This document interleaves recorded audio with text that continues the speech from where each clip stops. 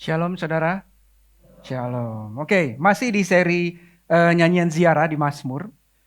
Hari ini tema kita adalah restless heart, gitu ya. Restless heart itu bahasa Indonesianya apa?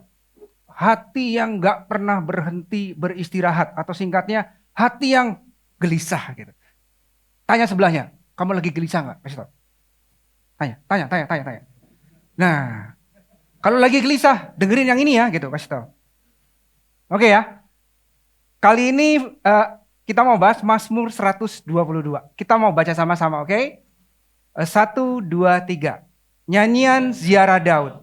Aku bersuka cita ketika dikatakan orang kepadaku, mari kita pergi ke rumah Tuhan. Sekarang kaki kami berdiri di Hai Yerusalem, yang telah didirikan sebagai kota yang bersambung rapat, kemana suku-suku berziarah, yakni suku-suku Tuhan, untuk bersyukur kepada nama Tuhan sesuai dengan peraturan bagi Israel. Sebab di sanalah ditaruh kursi-kursi pengadilan, kursi-kursi milik keluarga Raja Daud. Berdoalah untuk kesejahteraan Yerusalem. Biarlah orang-orang yang mencintaimu mendapat sentosa. Biarlah kesejahteraan ada di lingkungan tembokmu dan sentosa di dalam purimu. Oleh karena saudara-saudaraku dan teman-temanku, aku hendak mengucapkan, semoga kesejahteraan ada di dalammu. Oleh karena rumah Tuhan Allah kita, aku hendak mencari kebaikan bagimu. Ceritanya saudara, Mazmur ini adalah nyanyian ziarah. Jadi lagu-lagu ini dinyanyikan untuk bangsa Israel untuk pergi ke rumah Tuhan di Yerusalem, gitu ya. Jadi mereka meninggalkan pekerjaannya, mereka meninggalkan rutinitasnya, mereka meninggalkan kenyamanannya berhari-hari, berminggu-minggu menghadapi bahaya di lapangan, di jalan gitu ya. Menghadapi mungkin hujan, debu dan lain-lain untuk menuju rumah Tuhan. Capek nggak menurut teman-teman? Capek. Dan mereka tidak dengan tangan kosong. Mereka membawa sesuatu untuk dibawa ke rumah Tuhan. Korban dan persembahan. Mungkin kalau kita tarik ke zaman sekarang, contohnya di kita misalnya kita ya. Mungkin Koriko gitu ya. Karena dia usaha soto tangkar, dia bawa soto tangkar terbaiknya, saudara. Dia bawa keluarganya, dia bawa, aku mempersiapkan soto tangkar terbaiknya. Supaya ketika nanti sampai di sana, bisa kita nikmati dan kita persembahkan. Siapa lagi contohnya? Contohnya mungkin Ibu Deliana ada di sini, Ibu Deliana. Dia jago masak juga, saudara. Lontong sayurnya juara. Yang biasanya lontong sayurnya 30 cm, dia bawa yang 1 meter, mungkin gitu.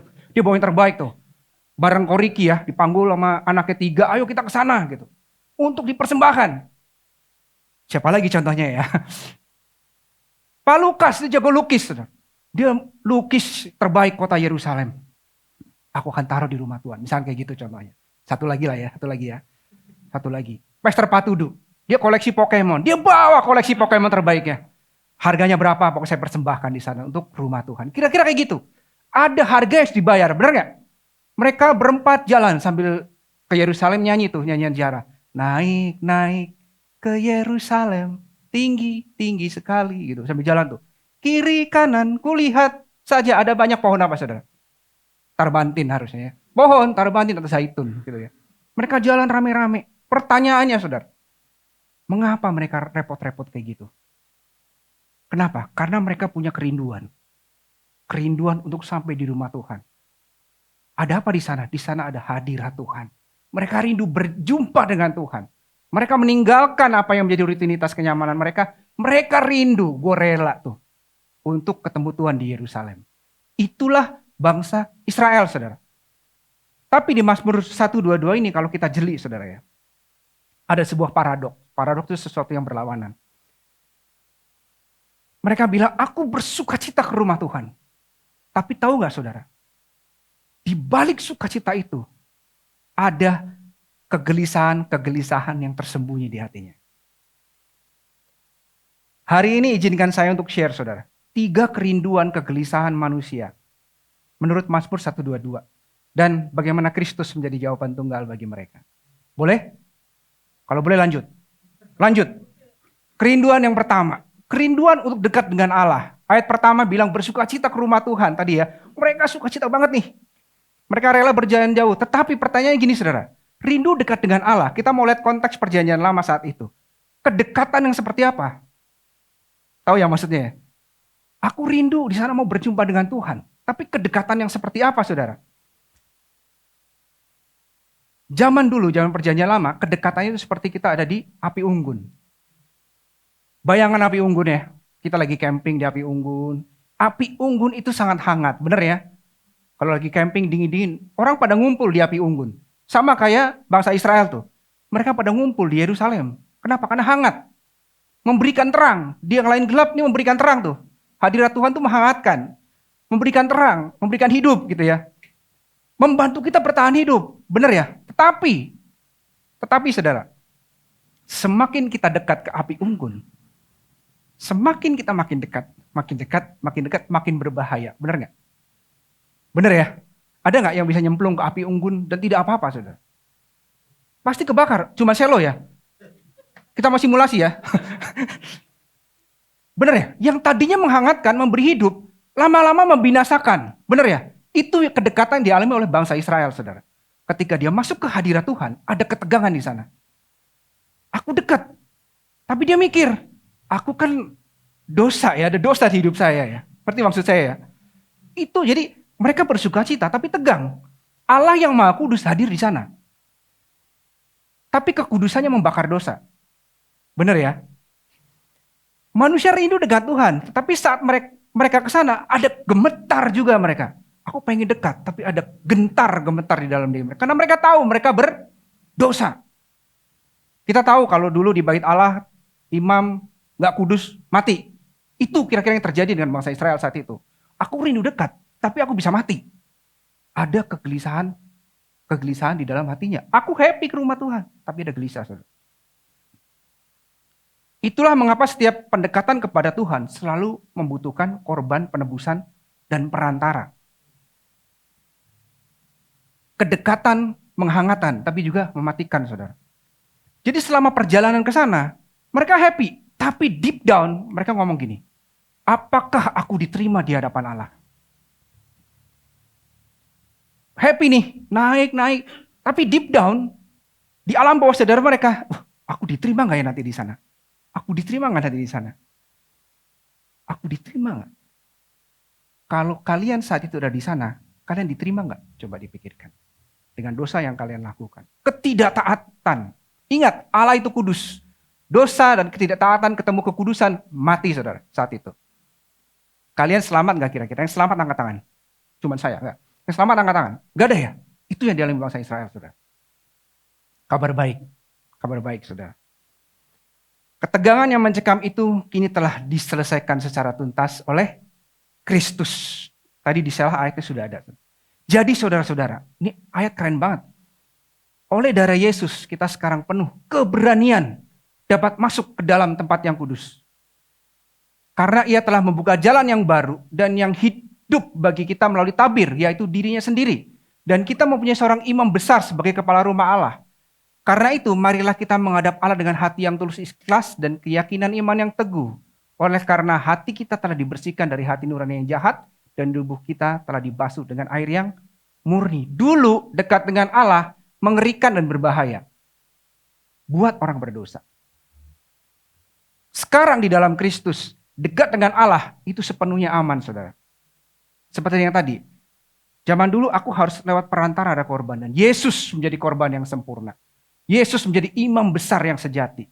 Kenapa? Karena dosa sudah dihakimi di kayu salib. Jadi, ketika sekarang kita bersyukur, kita masuk mengalami hadirat Tuhan, kita masuk ke dalam hadirat Tuhan, kita dekat dengan Tuhan dengan penuh keberanian, bukan karena kita jago. Tapi karena apa? Karena dosa kita sudah ditanggung Yesus.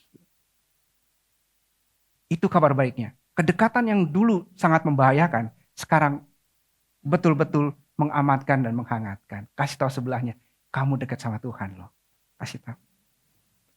So hari ini kalau kita datang ke beribadah, di kamarmu, mungkin kalian berdoa ya. Atau sekarang, kita gak perlu takut dengan penghukuman. Karena Kristus sudah menanggung penghukuman itu. Itu kerinduan yang pertama. Kegelisahan yang pertama. Ada gelisah yang kedua. Banyak juga ya bangsa Israel gelisahnya ya. Yang kedua, Kerinduan untuk tinggal bersama dengan Allah. Selain ke Yerusalem mau dekat dengan Allah, mereka pengen tinggal. Pengen punya relasi. Pengen bersekutu dengan Allahnya. Di ayat ke-2 sampai ke-5, terutama di ayat ke-4, menyebutkan gini, kemana suku-suku berziarah? Yaitu suku-suku Tuhan. Nah, identitas bangsa Israel itu bukan ditetapkan oleh karena ras saja, saudara. Oleh karena ras, oleh karena geografis, oleh karena latar belakang gitu. Bukan, saudara. Suku-suku Tuhan itu artinya gini, identitas aku sebagai umat Tuhan, identitas aku sebagai bangsa Israel adalah umat perjanjian yang dimiliki oleh Allah sendiri. Apapun latar belakangnya. Jadi mereka perjalanan ke sana, perjalanan ke Yerusalem, mereka punya kerinduan. Kerinduan untuk diakui sebagai umatnya Allah sendiri. Bukan cuma pengen dekat, bukan cuma pengen diterima, tapi dimiliki oleh Allah. Itu kerinduan yang kedua tuh, kegelisahannya. Sambil berjalan, kalau tadi aku diterima nggak ya? Ada kegelisahan yang kedua. Sambil nyanyi, naik, tapi ada kegelisahan. Apakah aku ini miliknya? Atau aku ini orang asing bagi Tuhan? Itu kegelisahan yang kedua. Rame, saudara. Komunal, rame, jalannya bareng-bareng. Tapi setiap orang punya kegelisahan ini. Dan kegelisahan ini tentang belonging ini, ironisnya terbawa sampai sekarang, saudara. Ironisnya. Kesepian, merasa tidak dimiliki. Tadi Melanie udah sebutin ya. Di tengah keramaian, tapi kita merasa sepi. Di tengah keramaian, kita merasa sendiri. Tiara senyum, mungkin merasakan kali ya. Merasa sendiri, saudara. Mungkin kalian ibadah di sini, tapi saudara merasa sendiri, saudara. Itulah yang terjadi sampai sekarang, saudara. Saya kasih sebuah fakta nih. Percaya boleh dan tidak percaya juga boleh. Tapi ini fakta. Ada dua orang ini, saudara. Yang pertama, Tracy Crouch. Yang kedua, Tetsushi Sakamoto. Siapa ini, saudara? Di tahun 2018, ini baru-baru nih, 2018, United Kingdom menunjuk seorang bernama Tracy Crouch. Untuk jadi apa, saudara? Minister for Loneliness. Menteri kesepian. Nah, mungkin habis ini akan ada tuh pelayanan kesepian ya di sini ya. Pastor for Loneliness misalnya ada ya. Selo ya, mungkin selo ya.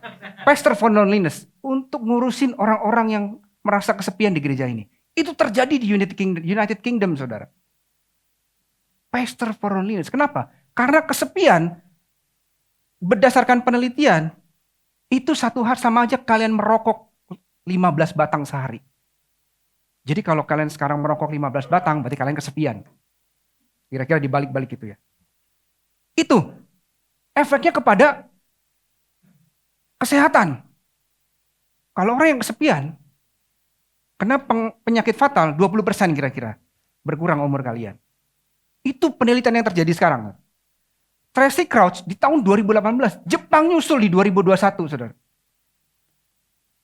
Tetsushi Sakamoto, sama Minister for Loneliness.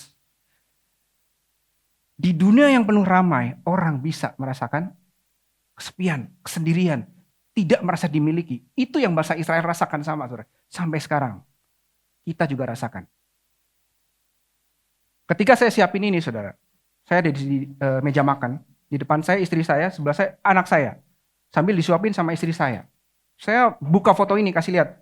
Ini Favor, kenal gak sama orang ini? Enggak, papi. Bilang gini.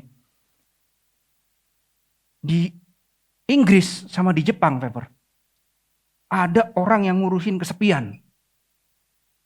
Jadi orang-orang yang anxiety segala macam, negara itu bantuin Favor biar mereka gak sakit. Anak saya lagi makan, saudara. Berdiri. Jawabnya gini. Loh, kan ada Tuhan Yesus, papi. Dia jawabnya, keren banget. Terima kasih buat Yusike ya. Terima kasih buat Yusike ya. Kebenarannya masuk ke dalam gitu ya. Saya juga kaget kok jawabannya gitu. Sambil belepotan dia berdiri. Loh, kan ada Tuhan Yesus, papi. Nunjuk saya. Loh, salah gua apa gitu. Jawaban itu terdengar sangat sederhana, khas anak-anak. Tapi di situ gue mikir, dalam banget ya jawaban. Dari jawaban itu, saudara. So, Ayat ini ngomong gini. Demikianlah kamu bukan lagi orang asing dan pendatang. Kalian dan saya. Melainkan kawan sewarga dari orang-orang kudus dan anggota-anggota keluarga Allah. Wih, keluarga Allah nih. Yang dibangun di atas dasar para rasul dan para nabi. Dengan Kristus Yesus sebagai batu penjurunya.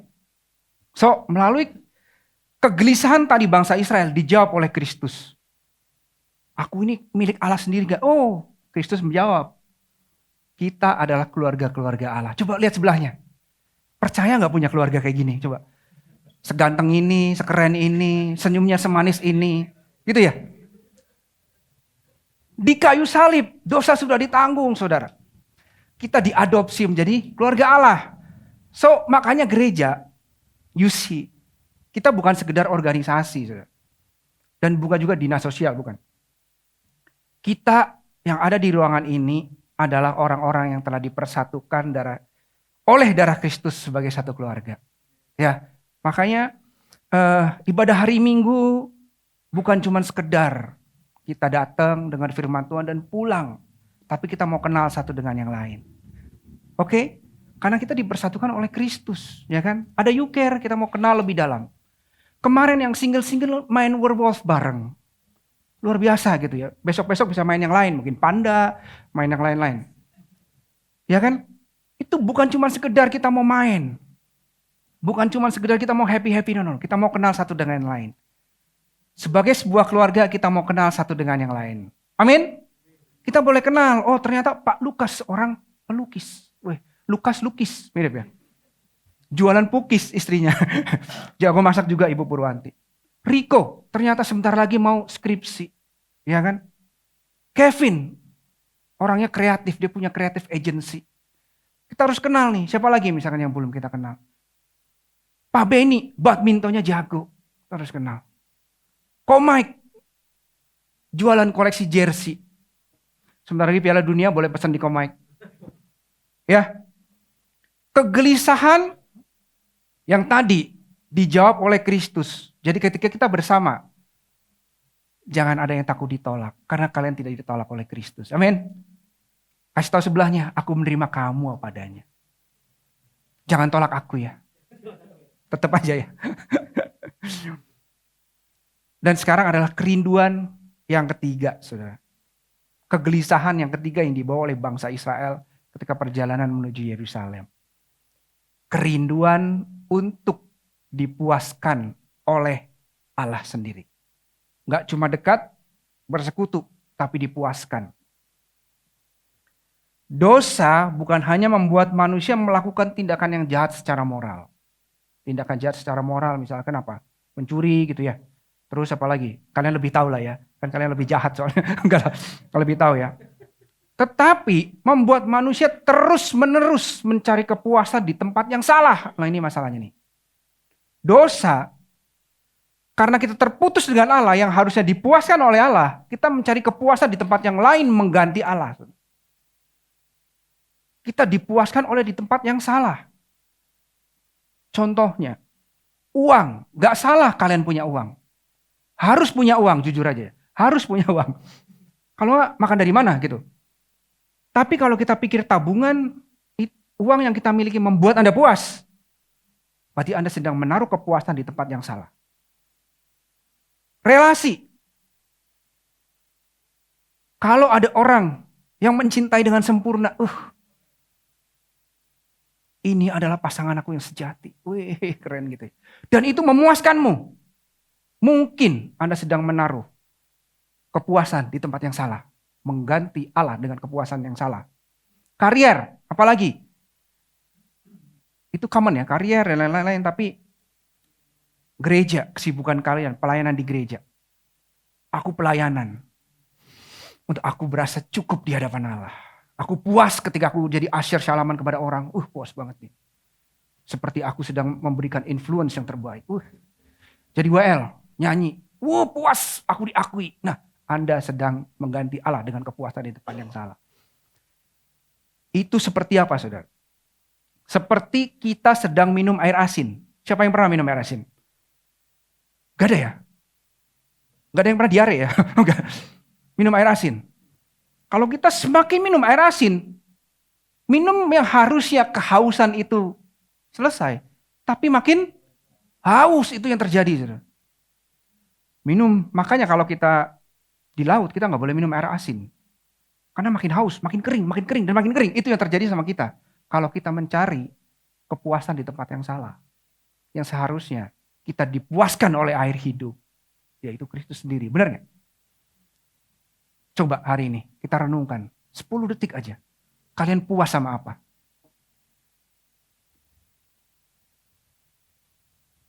Waktu selesai. Puas sama apa? Nggak usah dijawab. Direnungkan saja. Apa yang aku puas? Aku merasa aman kalau ini.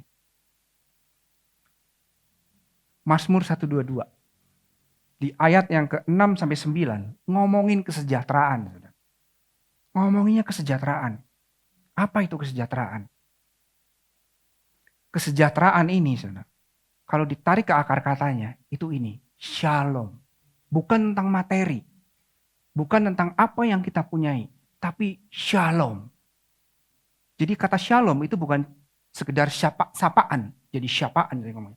Bukan sekedar sapaan, shalom. No. Ada arti yang sangat dalam.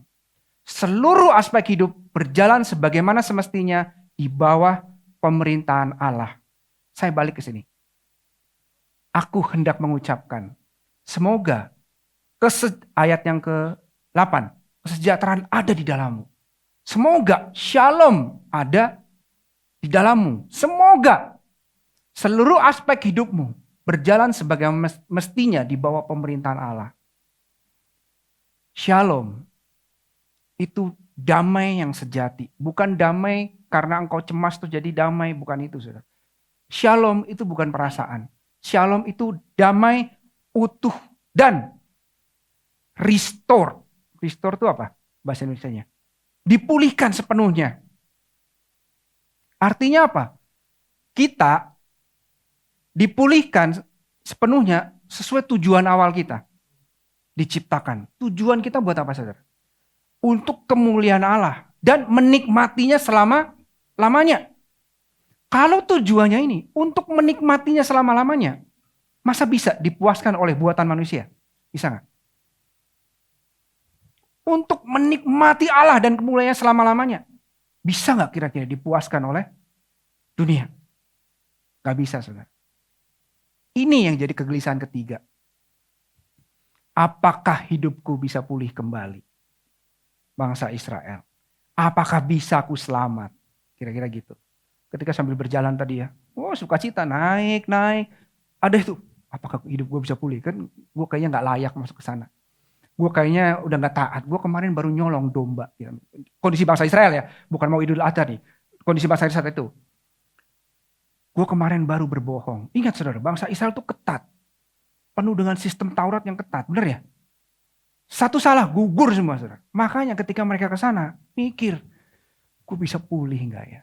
Gue bisa selamat gak ya? Api kehadirat Allah itu menghangatkan, tapi juga menghanguskan. Kristus mengembalikan shalom itu, kedamaian, keutuhan. Bukan dengan cara menghapus masa lalu. Aku tahu masa lalu kita sangat-sangat tidak baik. Setuju ya? Ada banyak dosa di sana. Ada banyak ketidaktaatan, ada banyak kesalahan. Kalau kita ngomong ada banyak melukai hati Tuhan gitu ya. Yang kelam. Yesus tidak menghapus masa lalu kita yang kelam. Melainkan mengambil hidup kita yang sudah hancur. Yang berantakan ya sekarang kita. Menembusnya di salib.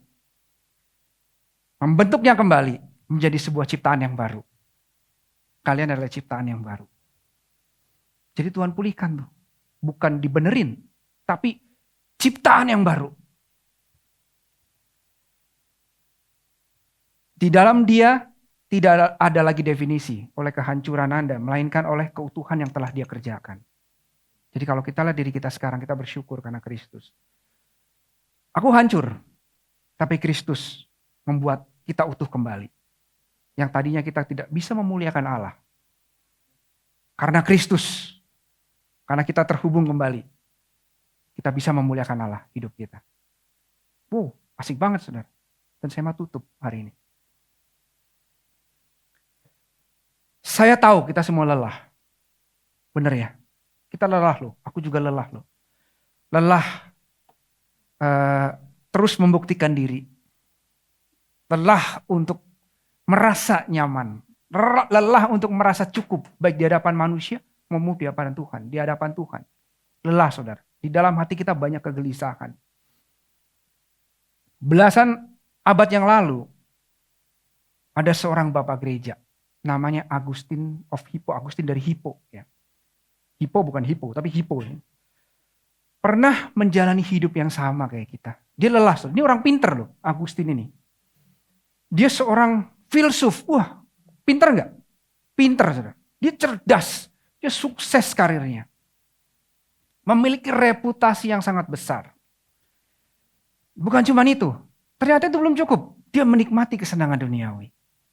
Ternyata intelektualitas dia, reputasi dia, masih belum cukup. Kayaknya aku harus cari kepuasan di tempat yang lain. Dia mencari di kesenangan duniawi dia, saudara. Namun tahu, di puncak pencapaiannya, jiwanya justru mengalami kelelahan yang sangat akut. Bukankah itu yang kita alami? Engkau kerja, tadi bilang Melanie, dengan tanggung jawab di pekerjaan. Bukankah itu hal yang capek, lelah, saudara? Sangat lelah. Tapi dalam pertobatannya,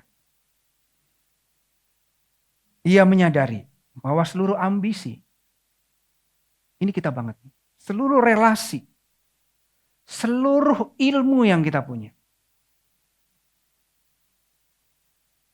dan pencapaian yang kita punya, itu hanyalah manifestasi dari jiwa yang lapar akan Tuhan. Ketika dia dulu meraih semuanya, di puncak dia lihat. Ternyata itu cuma manifestasi bahwa aku lapar akan Tuhan. Aku lapar untuk dipuaskan sama penciptaku sendiri. Di sebuah ilmu psikologi modern, saudara, ada teori gini. Manusia itu punya satu puzzle yang cuma bisa diisi oleh Tuhan. Oleh Sang Pencipta. Itu ilmu modern ngomong gitu, saudara. Ada juga teori namanya attachment theory. Ini psikologi nih. Luki lebih tahu ya di sini ya anaknya. Ada namanya attachment theory. Bahwa kita selalu pengen attach kepada hal-hal yang transcendent. Pada Tuhan. Itu ilmu modern loh yang ngomong. Ada risetnya, saudara. Itu kondisi kita. Balik ke Agustin. Bahwa semuanya itu adalah manifestasi dari kelaparan akan Tuhan.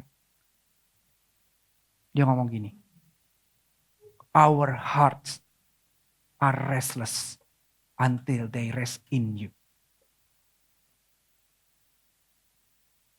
Hati kita itu akan terus gelisah. Sampai, dia ngomongnya, kalau ngomong cara berdoa gini ya Tuhan. Ya Tuhan, hatiku tuh penuh kegelisahan. Ya Tuhan, hatiku penuh kegelisahan. Aku tahu hatiku cuman bisa beristirahat di dalam Engkau Tuhan. Kira-kira kayak gitu. Dan Tuhan Yesus mengenapi itu semua, saudara. Rest in you. Kita harus akui, kita cuma bisa rest di dalam Kristus yang sudah melewati perjalanan itu semua, saudara. Dan hari ini, boleh kita berdiri? Di tempat ini,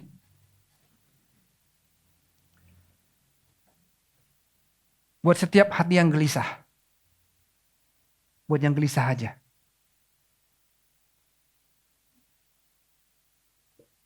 Tuhan ngomong ini. Marilah kepadaku semua yang letih lesu dan berbeban berat. Aku akan memberi kelegaan kepadamu. Kelegaan bukan tentang perasaanmu lega. Bukan, saudara. Tapi engkau dipulihkan. Bukan cuma dipulihkan secara perasaan.